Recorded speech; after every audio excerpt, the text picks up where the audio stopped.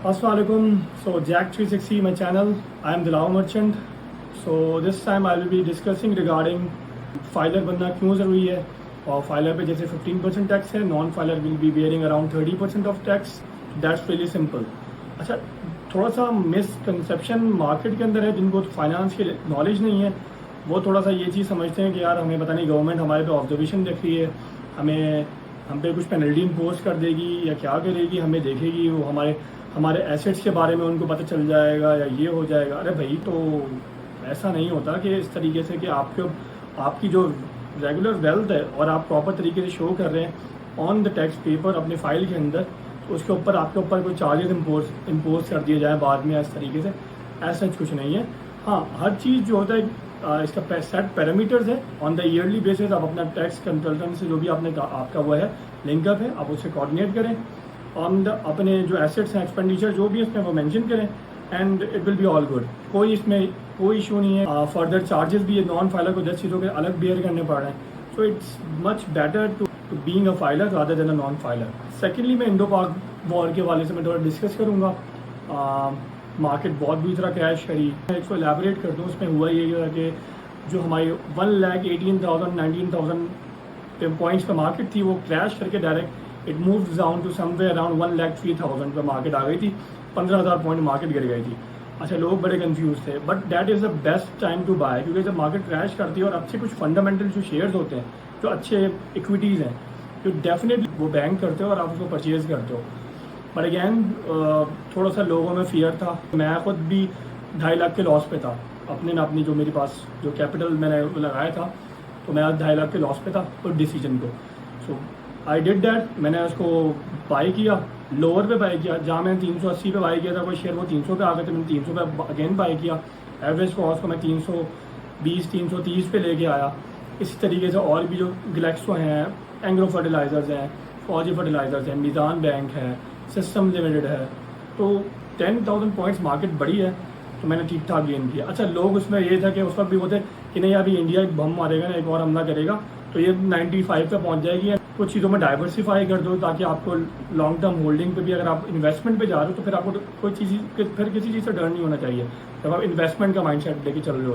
तो मेरी स्ट्रैटेजी होती है, मैं जो अपना हमेशा 50% जो भी अमाउंट होता है, मैं हमेशा 50% अपना इन्वेस्ट करता हूँ टूवर्ड्स इन्वेस्टमेंट्स के शेयर्स करना जिसमें मैंने इन्वेस्ट करना है.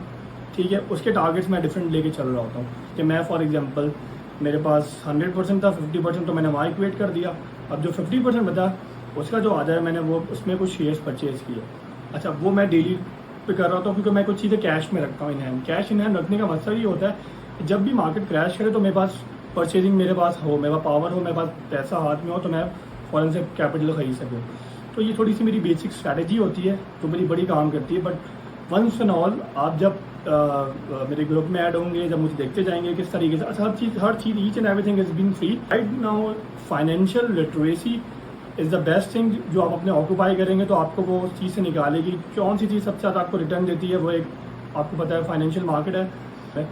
You don't have to put your all eggs in the one basket. आपको ऐसा कुछ नहीं करना होता, आपको बहुत ही स्टेप बाय स्टेप चलना पड़ता है. And I will guide you through that phase कि किस तरीके से लेके चलना है, आपको कितना वेल्थ को लगानी है, कितनी परसेंट लगानी है. अपनी एक्सेल फाइल में आपको ग्रुप में भी शेयर करूँगा. उसमें ये होगा उस फाइल के अंदर पूरा डिस्ट्रीब्यूशन है. अगेन वो पूरे बताएगी मैंने SECP या CDC की क्या क्या कट्स लगते हैं, कितने ब्रोकर की फीस है, ईच एंड एवरीथिंग. आपके पास नेट अमाउंट आपके सामने होगा तो आपको ये चीज़ बताओगी कि भाई मैंने कितना प्रॉफिट इससे gain. Finally the norms of doing business, थोड़ा सा मेरा एक ये है कि हलाल हराम के अंदर थोड़ा सा पता हो. आपको ये चीज़ होनी चाहिए कि भाई जो क्रिप्टो का पैसा है फॉर एग्जाम्पल कहाँ पर यूज़ किया जा रहा है. वो digital currency mainly has been use in the, आपको पता है कि ब्लैक मार्केट्स हैं and deep dark webs and all that. उसके अलावा भी कहाँ पर उनकी वो हैं. और दूसरा ये है कि सबसे इम्पॉर्टेंट चीज़ जो समझने की है कि ये फ्यूचर ट्रेडिंग पर फ्यूचर आप जो भी करते हैं, शॉर्ट में करते हैं, वो करते हैं, इस टोटली हराम, ये टोटली गलत है. इसमें बहुत जल्दी पैसा बन सकता है. एक मूव पे आप लेवरेज लगा के 500x 200x, बच्चे छोटे छोटे बच्चे हैं बट वो लेवरेज लगा के पैसे गेन करने के अपने स्क्रीनशॉट लगा रहे होते हैं अपनी उसके ऊपर. बट दैट्स टोटली हराम. So that's it from my side from today. थोड़ा सा मैंने आपको एलैबोरेट कर दिया इन चीज़ों के बारे में. अब मैं डीपली आपको ईच एंड एवरीथिंग बताता जाऊँगा. और क्वेश्चन हो you can comment on below. Further मैंने डिस्क्रिप्शन में अपना फेसबुक आईडी भी मेंशन की होगी, you can come out on that. आप जो है मुझे फिर व्हाट्सएप पे फेसबुक पे मुझे मैसेज कर सकते हैं मैसेंजर पे। फर्दर मैंने अपना नंबर भी मेंशन किया हुआ है, so you can contact me on that and we can further proceed accordingly. ठीक है, टिल देन इतना ही, इंशाल्लाह फिर मुलाकात होती है नेक्स्ट सेशन में। अल्लाह हाफिज़।